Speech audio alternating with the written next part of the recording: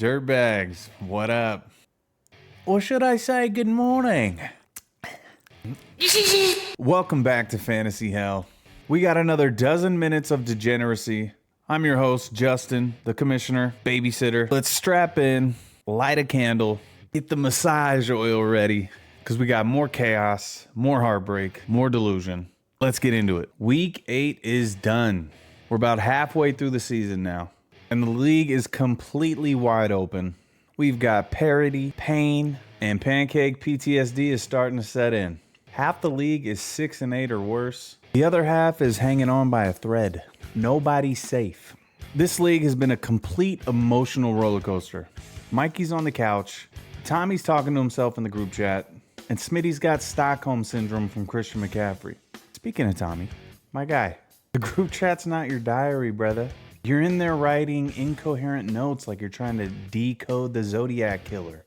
Maybe Marvin Jones, 60 plus yards, or Najee Harris over 7.5. Mail. Now let's talk about the mail. Can we talk about the mail, please, Mac? I'm dying to talk about the mail for you. That's probably why your FAAB moves look like you're picking stocks on acid.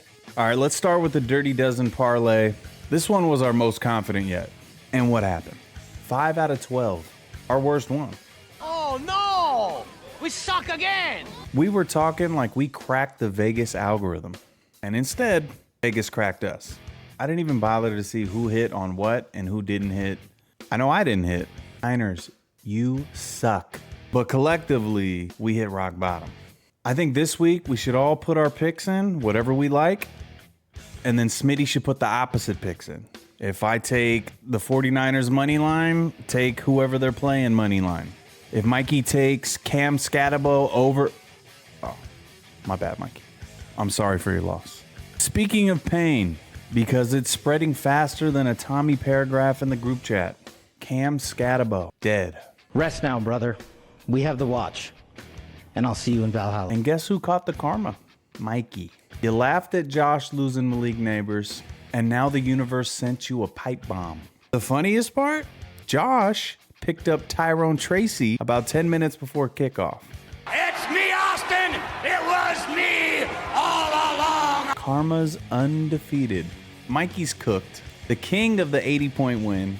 2 straight 80-point wins. And now, you might not crack 6. All right, let's get into the matchups. First up, right out the gate, we had me versus Trav. I got the dub, 103-89. This was personal. 3-game win streak versus 3-game win streak. A rivalry matchup. Rivalry week. I'm crawling out of fantasy hell like that little Asian bitch crawled out the TV in the ring. 3 straight wins, climbing out of 11th into 5th, and I got Hampton coming back. I got Travis Hunter's emergence. I got the Woody Marks emergence. I'm feeling dangerous. Yeah, when I woke up this morning, I was feeling pretty dangerous. Trav's team, still solid. JT is every time you go up against Travis's team, you need to be afraid of Jonathan Taylor because 30 points is guaranteed, and he's still going to hang up a couple 40 burgers this year, and he'll probably put up a 50. If you're up 30 against Trav, 40 against Trav, do not count your chickens before they hatch. But even though JT dropped 36 this week, Trav still got. Man, I know I'm going to get got. But I'm going to get mine more than I get got, though. That streak got snapped like Cam Skattebo's ankle. Next up, we had Logan versus Jimmy. This was a matchup of 2 juggernauts. And this one came down to the wire. Right down to Monday Night Football. And Jimmy just barely edged it out. 122-119. One more Rashee Rice catch, and Logan was going to complete the comeback. That's a heartbreaker. Jimmy stays the clear-cut favorite. He hasn't scored under 110 points more than one time this year.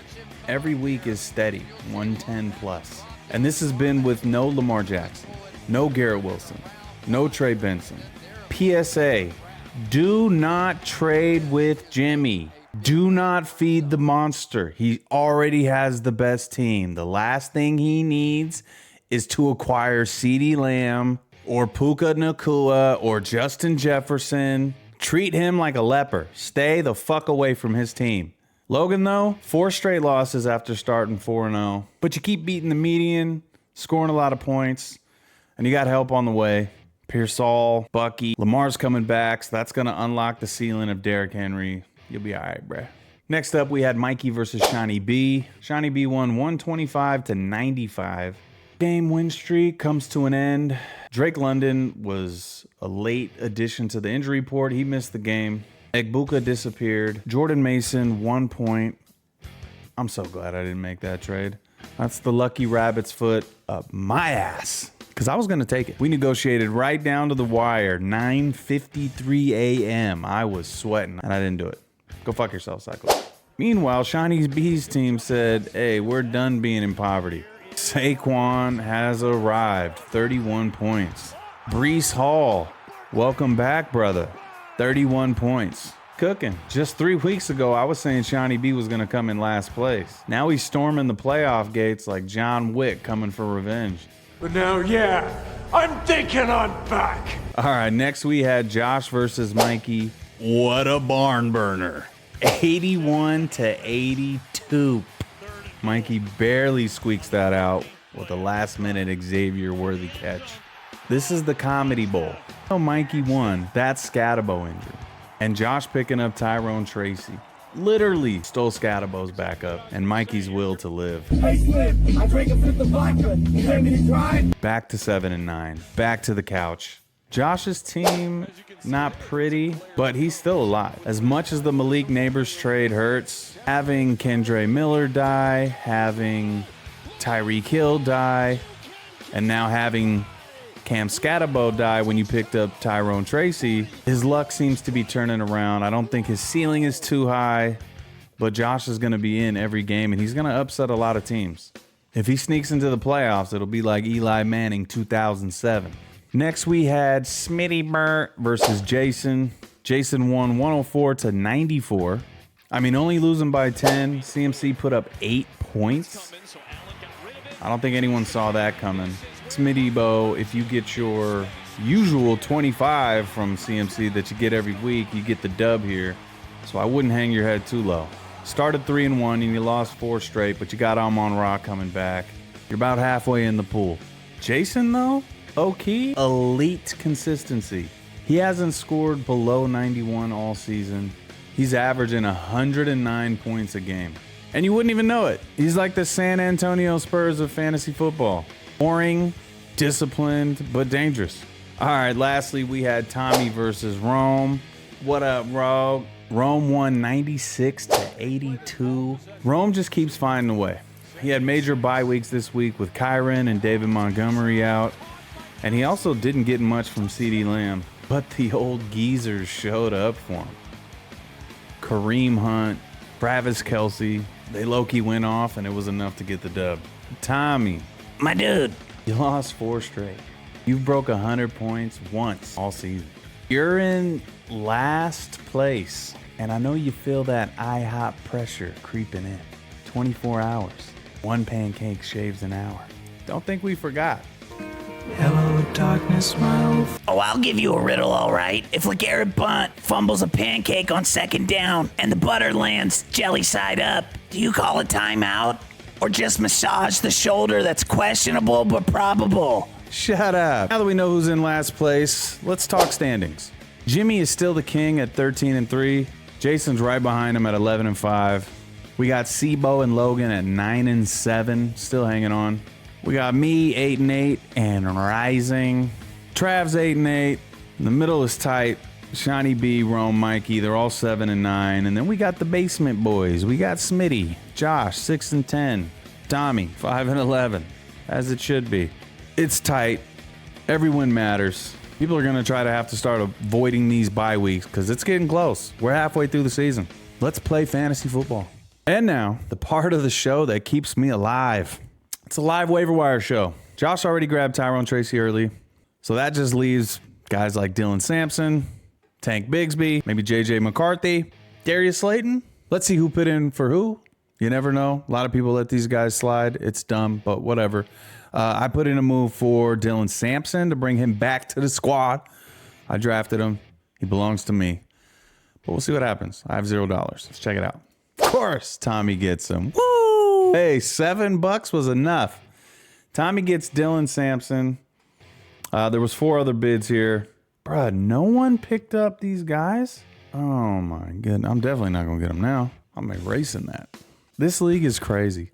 I can see right now we got Dylan Sampson picked up, but no one picked up Tank Bigsby. I don't get it. I put in a thing for Dylan Sampson thinking, okay, people might go for him. People are 100% going to go for Tank Bigsby, and I have no money, so I just won't even put anything in. That was a mistake. Stupid move by me. I pulled a Tommy. But come on, guys. How are you not picking up probably one of the best handcuffs in the league right now is what he showed? I don't know. That's insane. And of course, it's the same people who make moves every week. It's Jimmy, it's Shawnee, it's Sebo, it's Trav. It's who put in these bids? It's me. Like, come on, half the league ain't even playing. Put some shit in, guys. What are you guys doing? This is embarrassing. Anyway, Tommy gets Dylan Sampson for $7. Trav gets Samaje P. Ryan for $3. No one else bid. Keaton Mitchell goes back to Sebo. Who cares about Keaton Mitchell? Trevor Lawrence is picked up by Shawnee B. And Jimmy picks up Tua. Like, what the fuck are we doing here? Ironically, Tommy was the best guy on the waivers this week. Tommy. What the fuck are you guys doing? Rome, nothing? Half your team's 45. You can't pick up Tank Bigsby? You can't pick up Darius Slayton? What the fuck you guys doing? James, you throwing in the towel? Mikey, you throwing in the towel? Logan, too busy fucking doom scrolling? What are you doing? And that's it for week 8. What an embarrassing show.